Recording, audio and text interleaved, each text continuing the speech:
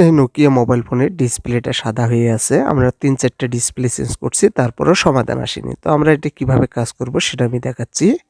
এই যে দেখুন, এই ফোনটি সাদা হয়ে আছে ডিসপ্লেটা। চলুন দেখি আমরা কিভাবে ঠিক করব সেটা আমি দেখাচ্ছি। সেটটাকে আমরা খুলে নেব।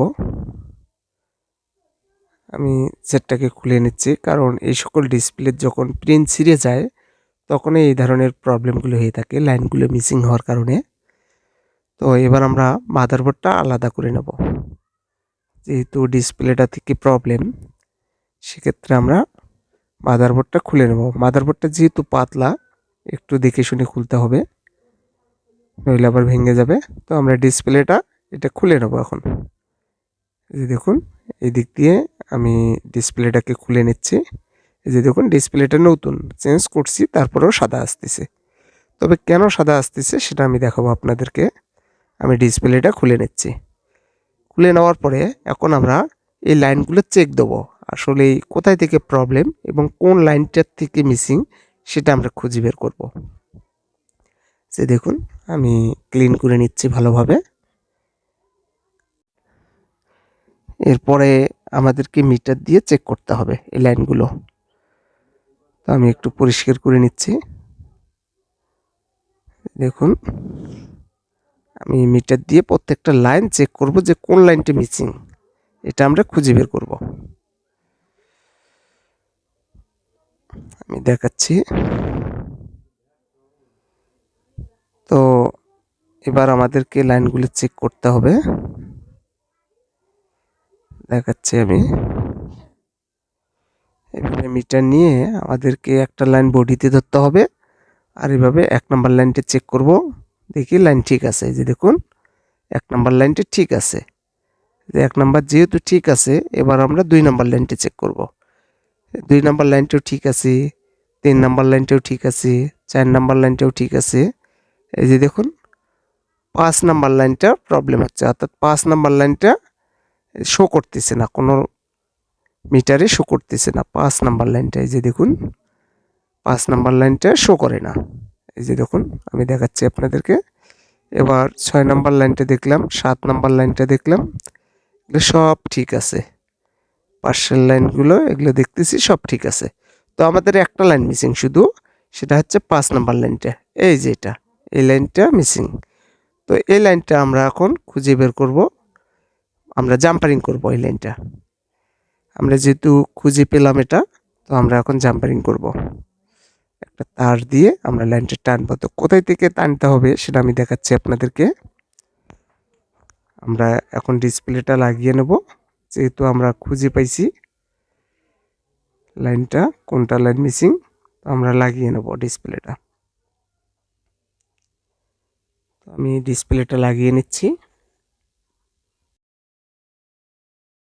তো ডিসপ্লেটা আমরা লাগিয়ে নিলাম, দেখতে পারতেছেন। আমরা এবার যে লাইনটা মিসিং, এই লাইনটা এখন আমরা টানবো। যে হয়ে গেছে, এভাবে সুন্দরভাবে সোল্ডারিং করতে হবে, যেন কোনোটার সাথে কোনো লাইন জোড়া লেগে না থাকে, সেই দিকে খেয়াল রাখতে হবে। তো হয়ে গেল।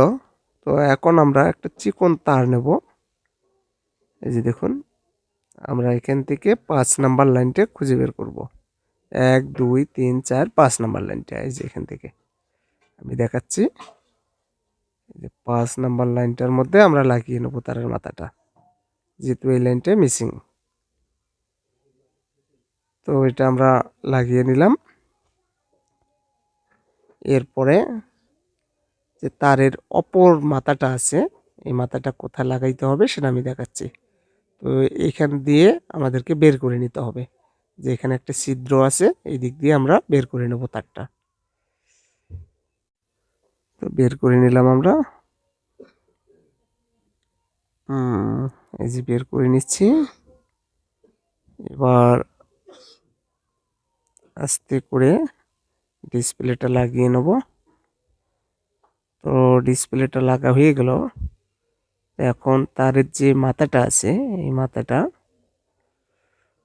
এখন এই যে দেখুন, এই জায়গার মধ্যে বাড়তি তারটা কেটে দেব। দিয়ে আমরা এই তারটা এখানে লাগাবো। কোথায় লাগাইতে হবে সেটা আমি দেখিয়ে দিচ্ছি।